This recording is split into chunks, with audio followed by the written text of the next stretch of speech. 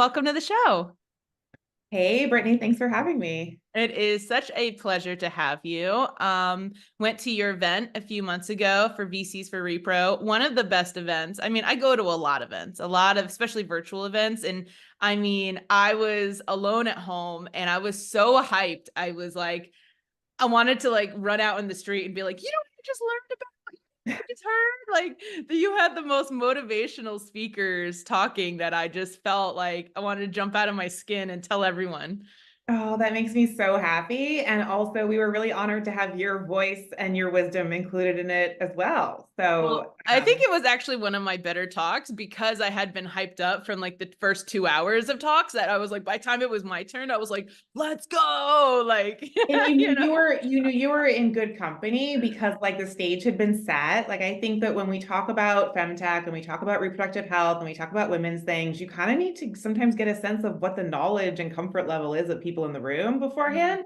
Mm-hmm. And in that room, we kind of set the premise that like we're talking about all these things. Yeah, yeah. The bar was set. We were all like, we're all on the train of things needed. We need a revolution. Essentially, is how I felt, right? And I was like, oh, we are the revolvers. Okay, understood. Like, no one in the room that we're trying to tiptoe around. We're all on the same page. So, was really I think it was especially critical. I mean, Michelle Goodwin like took my breath away so many times in the intro, and I don't want to make what we're talking about here too esoteric, but we're talking about a 2 hour event that we did in June around the anti-anniversary of the overturn of Roe v. Wade, and the event was called "Abortion Is Your Business."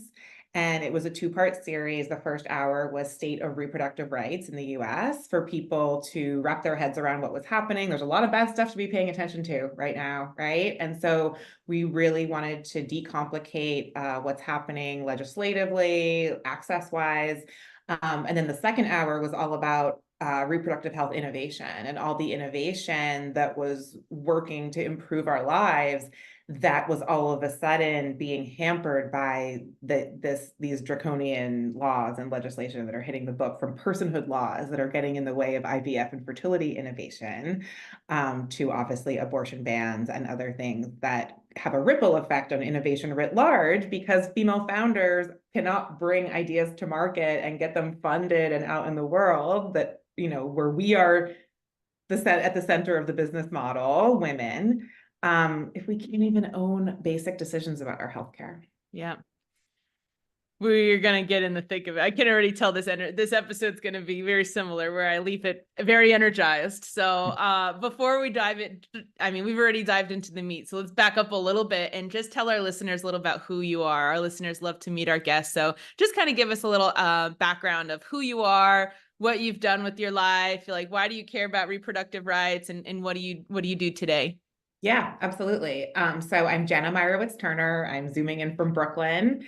Excuse me. I am a kind of lifelong entrepreneur and strategist. I started my first company when I was 23 called Style House Public Relations. We were a consumer focused public relations firm, business development, brand strategy. I started in 2006, which was at a time of like a rapidly changing media and marketing landscape. And especially when we were talking about fashion, beauty, wellness, health, like women's thing, you know, the female economy, which we don't need to go into the power of it right here. We know it. Style House, my firm, really became known for, you know, helping big companies and big brands more empathically engage the women that they're serving, and at the same time helping women and all of us really understand our power as consumers. And you know, that I've been talking about voting with your dollar to anyone who would listen for like 20 years. um, and so it's through that lens. My through line is kind of stakeholder relations. How do you get people to pay attention to things and then get them to do things? And I have always, you know, my parents are both PhDs. So this idea, I have like an academic background in terms of like, why do we feel the way we feel about things? And how do we know the things we know from sociology, media, politics? So this kind of next phase of my career, it was really important. I burned out, to be honest. I managed a small team and very big clients from the time that I was 23 until I was 38. And also when Donald Trump was elected and my company turned 10 and my son was 2 at the time, it was a really important recalibration for me. Yeah. Um, in terms of, I couldn't like mentor and develop the talent and lead my team the way that I had always wanted to. I couldn't do the work I wanted to do, serve the clients, make my impact, and be the person that I wanted to be. Mm-hmm. So that was a big, that was kicked off a realignment and recalibration of me and my work leadership, my personal brand, which brings me to the work that I do now, which is personal brand alignment.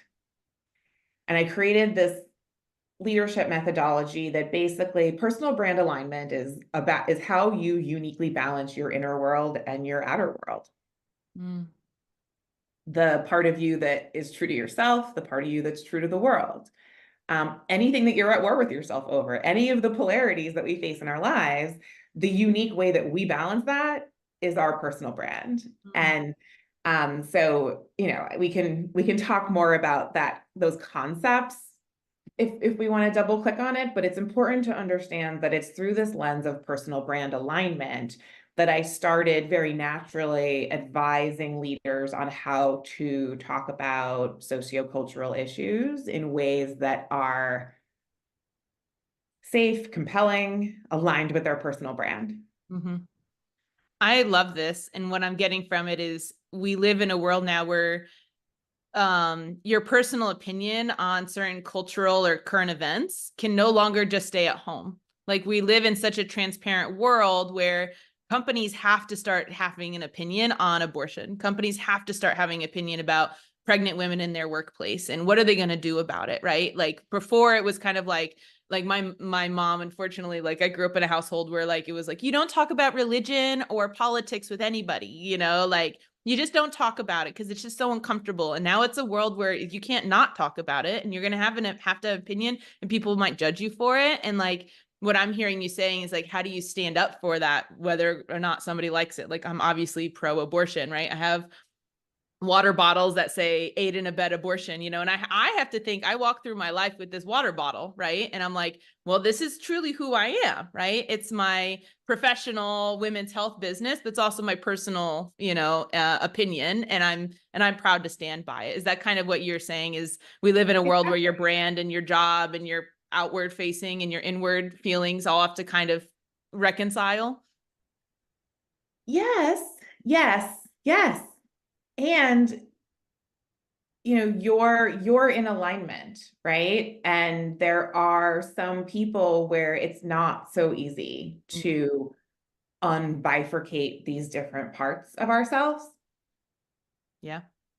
Especially for my clients who work for a corporation and their Yeah. personal brand is inextricably linked to that corporation. Mm. So, you talk about your inner world and your outer world, then there's you know, person, maybe mother of 2, active in your community. And then there's that same person who is maybe a partner at a law firm or an executive in a C-suite. Yeah. Yeah. I don't know what I'll do when I get a job at corporate one day. One day we'll get acquired, right? I'll have to reassess what I do then. I'll hire you. We'll Well, the figure it world out is then. changing around us, Brittany, and that's kind of the point, right? Is that Yeah. like, and that's why I have faced this head on by under this framing of abortion is your business because abortion's everyone's business. And you can't Yeah. really get away with being like, ooh, that's not my business, or we don't talk about that. Yeah. And I get it. I get that certain leaders are like, oh, I can't believe I have to have an opinion on this right now. I can't believe that like this is my job, right? Um, and I can go into why all of that is because work is religion now. And, people find their purpose and meaning and community from work, and bosses, CEOs companies benefit from that. But then they're pissed when they have to have an opinion on something that deeply matters to those people, right? I'm working on Yeah. an essay about this now. We can tease it here, but I don't have it. It'll come out in the future. Maybe we'll drop the episode around the time.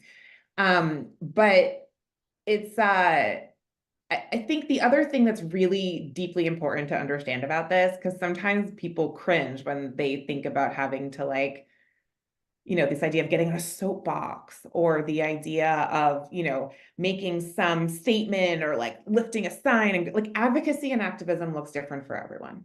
Hmm. For some people, that has looked like advocating for free period products in the offices, and that's how it starts, right?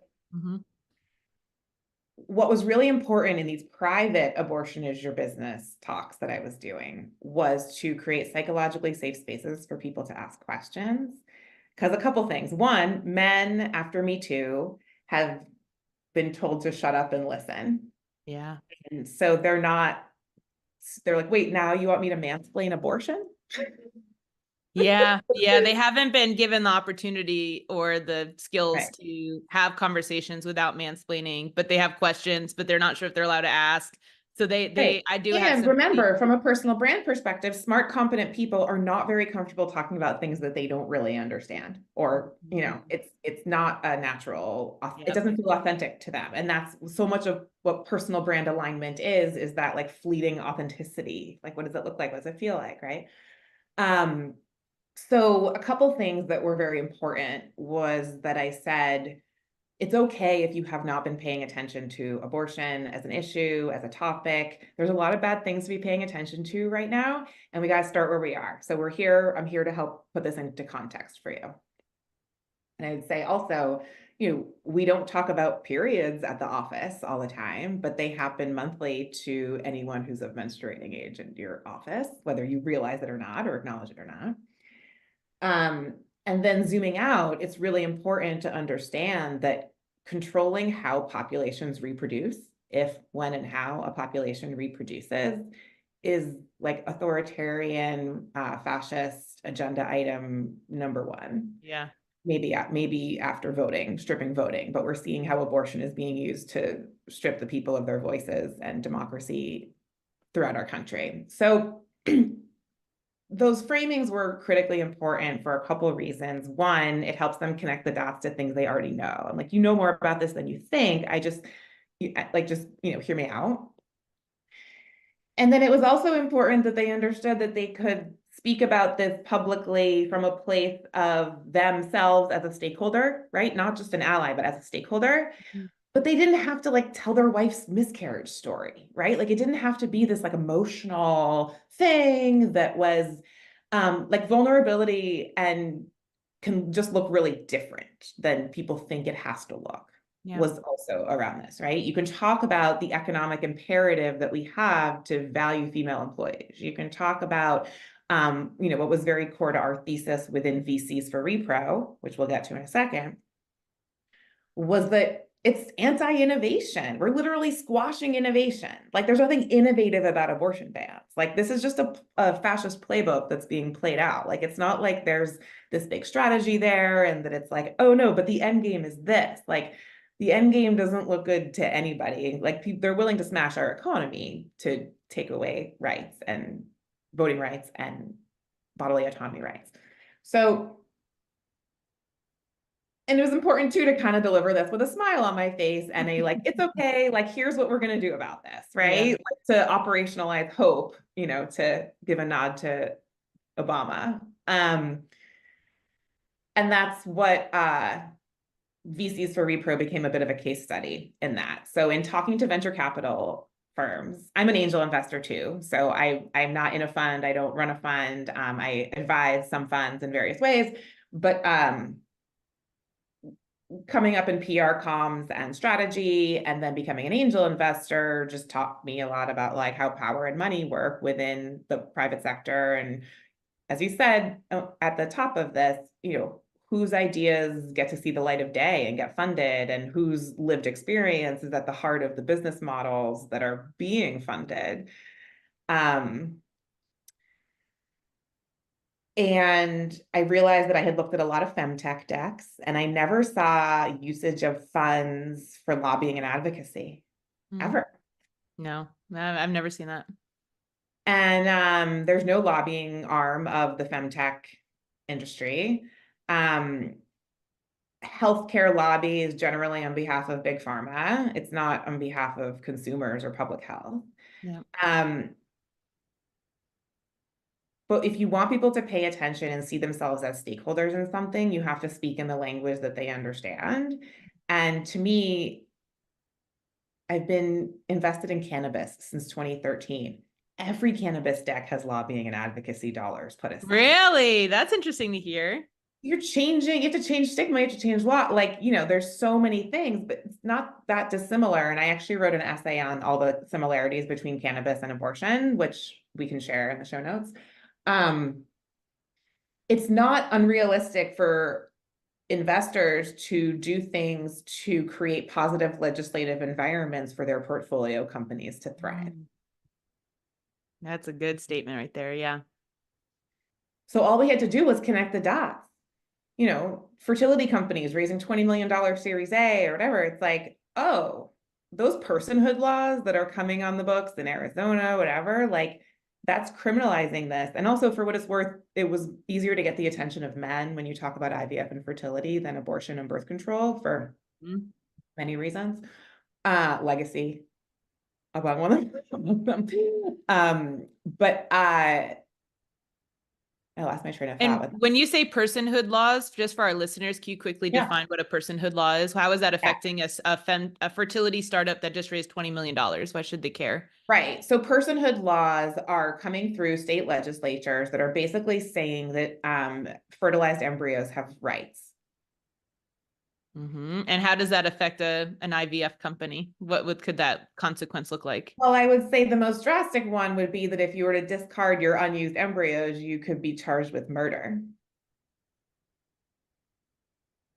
Murder, y'all. That's why we should budget for legislation, because your company could be put up for murder if you disregard an embryo. And it's a Pandora's box. You know, there's right to privacy and other laws that underpin democracy and kind of the way that we have always done business, right? Even if you do business in volatile legislative environments, that's risky, regardless of what the volatile legislation is, if it impacts your business. So we're just trying to help people zoom out on risk, essentially. Businesses, investors assess risk, right? So what is the risk of not connecting the dots and seeing down the line where this is going? Have you talked to VCs, and are they shocked by this idea, or are they like, we are thinking about it, we just don't know how to handle it? What's the current pulse on it? This was how VCs for Repro came together. So in 2022, we started having these conversations. I started, you know, just in various conversations I was having, I'd say, how are your analysts? Like, how are you looking at the overturn of Roe and what that's going to look like for the business? And lo and behold, they were not.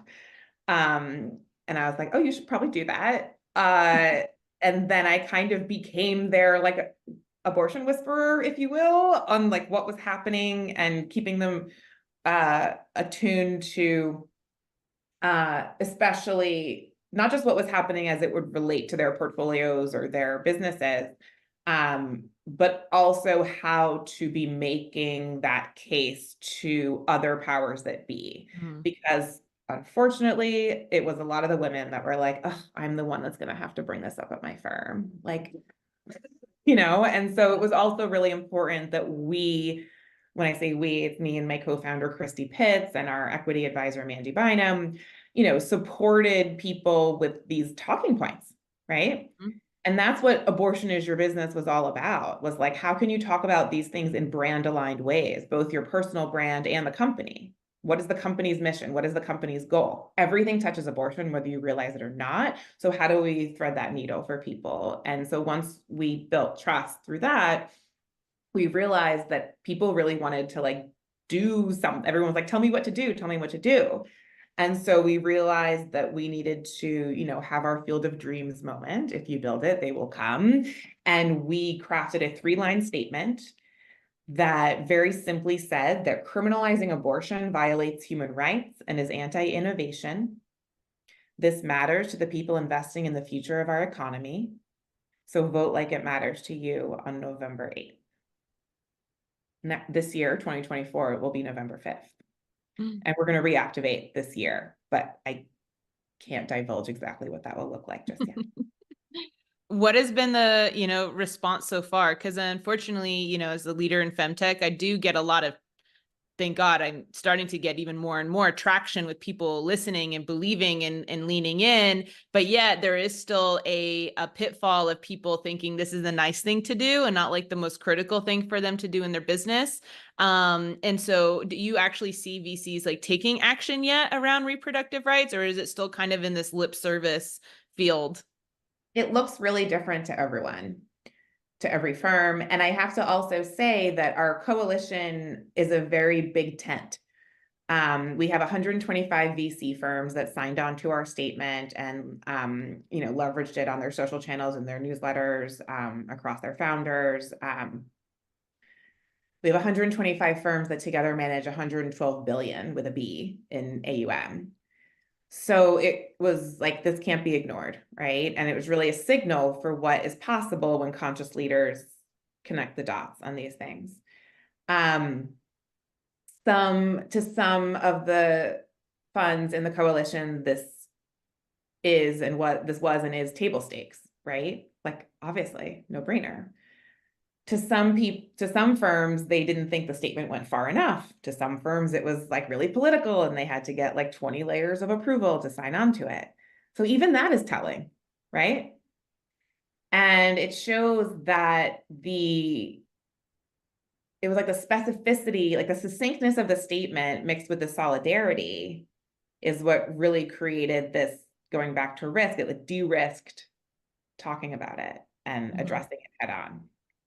Back to what you said about like, that's nice to have, right? Like, there's some people who don't think it's a nice to have. Some people think it's just a risk. Like, why would I take on that risk? That's crazy. Why would I take on the Yeah, risk of like, it's less risky for them to just be quiet about it. Hopefully that it'll blow over and people will stop asking them their opinion on it. right? Well, and this goes back to that as long as your opinion on it or your stance on it or your statement on it goes back to your core business, which goes back to, this matters to people investing in the future of our economy. We're investing in the future. Like, this is not innovative, right? So it goes back to the framing. And it's hard to be like, well, it's a different case for you and a different case for you and a different case for you, but it kind of is, because even the calculus for signing on to our statement was a different calculus for each firm. And without divulging, some of the most powerful conversations that I heard about were private ones, right? Between people that, we told them, don't assume anything about the LPs in your fund until you talk to them. Just because someone goes to church does not mean that they want to take away your rights. It was like, really, we just really approached it head on. And it was also, this idea that the right nudge from the right person at the right time can make a big difference for why someone would pay attention to something. There is not 125 women's health funds in the world. Are all your funds that are signed on to VC for Repro in healthcare, or are there other outside of healthcare? And why would they care about VCs for Repro if they're not investing in reproduction? Right. So they care about it for the economic and innovation reasons, and to many of them for democracy. But, the statement had to have a call to action, and the call to action could not be overtly political, or that would have just wiped out a whole swath of people who could have signed on to it for various reasons. So the call to action was to vote. Was it a get out the vote campaign? No. It was but the call to action to vote was tying it to democracy. And so the democratic institutions that we take for granted, like the federal bureaus that like there's so many. I don't want to turn this into like a civics and politics lesson, but it's really important to understand that abortion access touches everything in our country, because women power the economy, both as consumers and as service workers and as care workers. And when people say, oh, abortion isn't a kitchen table issue, it's like, this is not an original quote, but like, who sets the kitchen table? How many people are you feeding at the kitchen table? Like, it's so obvious to anyone who has ever reproduced that how many people in your family or how many people are sitting at your kitchen table is a kitchen table issue. Yeah. So, and go back to that, this is not the time to bifurcate yourself. right? Like you mentioned, this idea of being in alignment, your personal brand. And what I talk about a lot is this idea of integrity in terms of integrating all the pieces of who you are as a person into how you're leading in this moment. Because you may be an executive, you're also a consumer, you're also a citizen, you're also maybe a parent, you're also maybe a caregiver of an aging parent.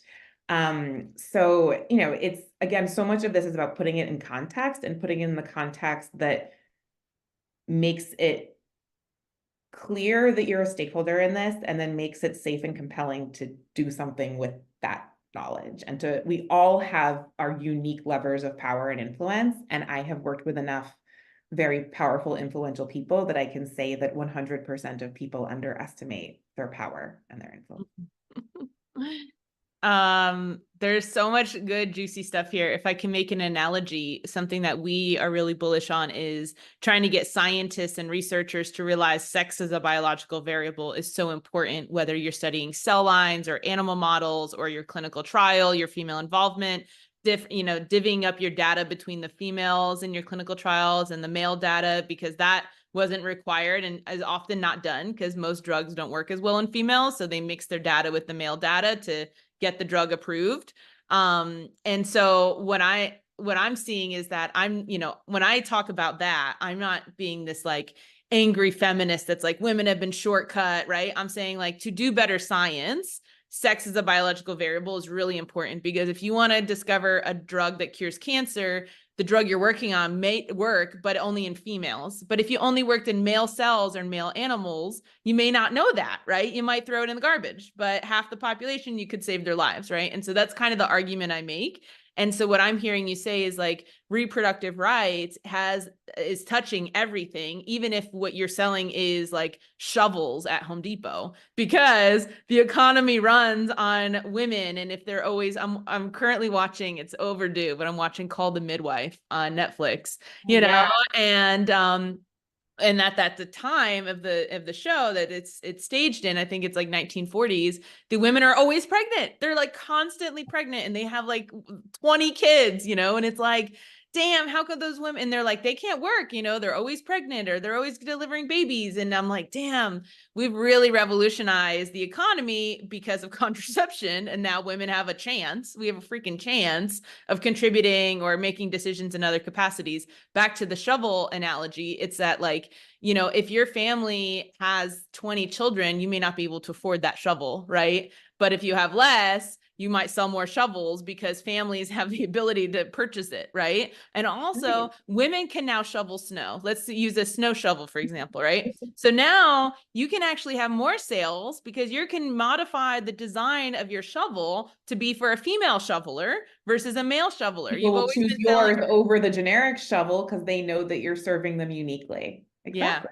Yeah. So it doesn't necessarily have to come back to IVF and contraception and abortion per se. But when you care about the women in the economy, it kind of rolls back to that, because women aren't in the economy as much if we don't have our reproductive rights, is kind of what I'm hearing. Exactly. And to make it clear that the chaos and the cruelty is the point of what's happening, right? Abortion bans are a tool of economic suppression. It's really important that we like sit with that, right? Going back to like, this isn't some like innovative new strategy from the future. This is like a fundamentalist, anti-democratic, regressive, all the things that we're talking about. And even back to the Home Depot example, if people can't afford to buy land and homes, and it's like we all benefit from a thriving democratic economy. Do we have examples yet? Because we've now are 2 years or a year and a half post the overturning of Roe v. Wade. Are we starting to see some data come out on the economies of states where abortion is accessible and not accessible? As a clear, I'm a data junkie. I'm always like, yeah, I can say my opinion all day, and I do on my show, right? But like the reason we have traction is because we put out data-driven reports. So do we have data yet on how economies are changing based on access to abortion? Yeah, I have to compile some of it and I'll send it your way. And maybe folks listening to this will send to you also. But we definitely have data from Reproductive Freedom for All, formerly NARAL, Pro-Choice America. And there's also the Governors Alliance of the blue states who are working together. I will get you some data. The other thing is that this is timely because as of this week, we're seeing a case out of Texas that might be like people are like, is this the first death from Roe? And I think that it's obviously a death from Roe, but also we also have to look at data of suicides and drug overdoses rising among women over the last 2 years. Yeah, I'm like the first. I doubt, like, yeah. Right. So again, my specialty, my through line in all of this is like communications and strategic stakeholder engagement, right? How do we get people to pay attention to things when attention is a really fleeting commodity these days? And bad data makes people feel bad. And so they like don't want to look at it. It's like, how do you, for lack of a better word, make it engaging, fun, and hopeful, like give people something to do with this knowledge, which goes back to coming together and finding the others who are having these conversations, because there's more people that agree with us than don't. They're just very noisy and loud on the other side. I remember once I mean, gosh, this must have been like 10 years ago. I was on a date with somebody and they asked me some like of my opinions on politics. Believe it or not, I used to not have any opinions. I was not a feminist. I was still in training in my mind on this timeline. But I said, oh, I don't really have an opinion on it. I just don't know enough about it. I'm very scientist about it, right? Oh, I just don't know enough about it to have an opinion. And he goes, well, you better find out and make an opinion, because there's people who don't know anything and they're screaming from the rooftops.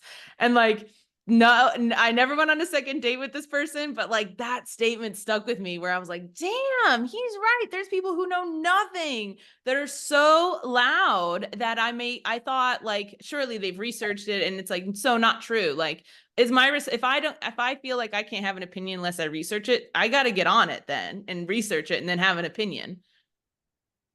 So what's your advice for people who are, first, I guess, investors? How do they get involved in VCs for Repro? Do they have to be a VC to be VCs for Repro? Like, let's So start there. in order to be part of the VCs for Repro Coalition, you do have to have a fund, and you have to sign on with the fund name. So for instance, we had like female partners at funds that wanted to sign on individually, but not as their fund. And it was really important for the weight of the statement and to have the institutional language. The institutional support. We have some like single LP funds, whether they're corporate innovation funds, which we have some of, and then some of them are like family office funds and maybe funds that have invested in other funds. But it has to be a venture capital fund to join the coalition. But the coalition is in a quiet period as we speak today, January 11th. I don't know when this will air. But we will be activating come summer, fall of 2024. Some things will stay the same as they were for 2022 because there's still people learning about what we did every day. And like, it's still in some circles very bold and radical.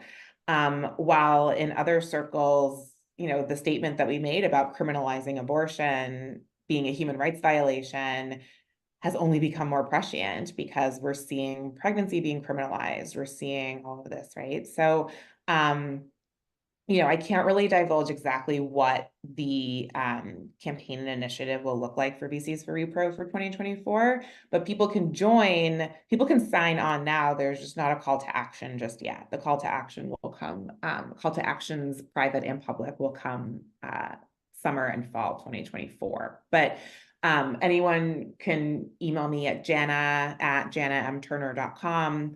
And we can talk about any questions that people have about abortion being everyone's business. I do keynotes and workshops and talks and even one-on-one sessions specifically on this, separate from my personal brand alignment work. As I said, they they intersect a lot, but I've gone into companies and done very specific abortion is your business talks to demystify, decomplicate, and kind of decharge the issue.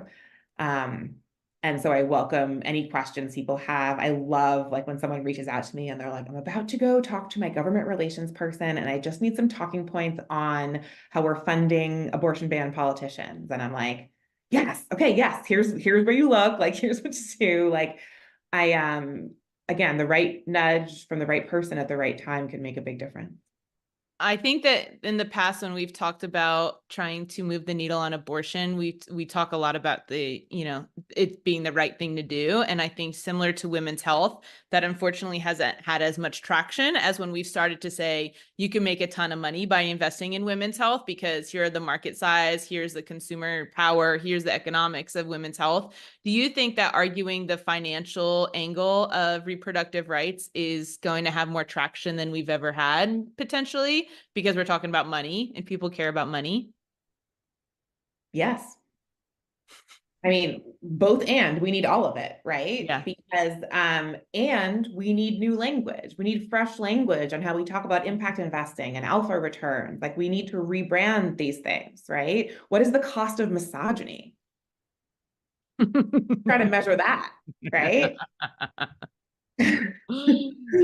So Well, there is actually just a that's my nature. lane, right? Like my thing is Yeah. like, let's change the way we talk about this, and then we will change the way it works. Yeah. There was just a Nature article on a woman who was one of the people who created the COVID-19 vaccine, and she's a scientist, and she wrote an article about the cost of sexism in science. And it's like all the barriers that female scientists have to face, and like what is the cost to research? And for you, it's innovation, right? What, how much less we can do because we're fighting all of these things. Totally. There's, I joke with my girlfriends all the time about like, think about all the better things I could have done than like doing my hair and makeup collectively over the last however many years, right? Like we joke about these things, but that's what we actually have to like think really hard about. And Yeah. it brings it back to my personal brand alignment work because the leadership work that I do with people is it's leadership development, but it's also like spiritual centering and talent management in terms of like, who are you and how do you leverage your essence and all the things that make you you. And what that comes down to is your time, your money, and your relationships. Mm. That's your Brittany economy. That's your personal economy. And how you deploy those assets is your personal brand. What do you spend time on or pay attention to? Yep. So all these things are really connected. And it's really important that all of my work is about changing the way we talk about things, to change the ways that money and power flow. And the sooner that we realize that everything is connected and that we are all connected, the sooner we'll figure out these very complex problems that actually might have simpler solutions than we think. Well, how about you give our listeners a final, word of wisdom or call to action? Our listener base is obviously women interested in technology, in women's health, and their own health, and other women's health. So, what's the call to action or final words of wisdom for them? Okay, well, number one is please fund abortion access. Even if you can give 5, 10, 50, $500 a month, fund abortion access. The last time I saw data, the majority of people who fund abortion funds make like $70,000 a year and give $5 a month. So if you think about that, we really need to be funding abortion. Also, giving monthly donations allows them to plan their strategies, right? It's monthly recurring revenue, MRR. Allows them to plan their own strategies in a crazy, hectic, volatile environment. Secondly is talk about abortion all the time with everyone. Like whether you are comfortable using the word or not, just talk about it. Talk about body, talk about reproductive rights, talk about freedom to make decisions about healthcare. It touches everything, and more people are paying attention to this than you think. Mm-hmm.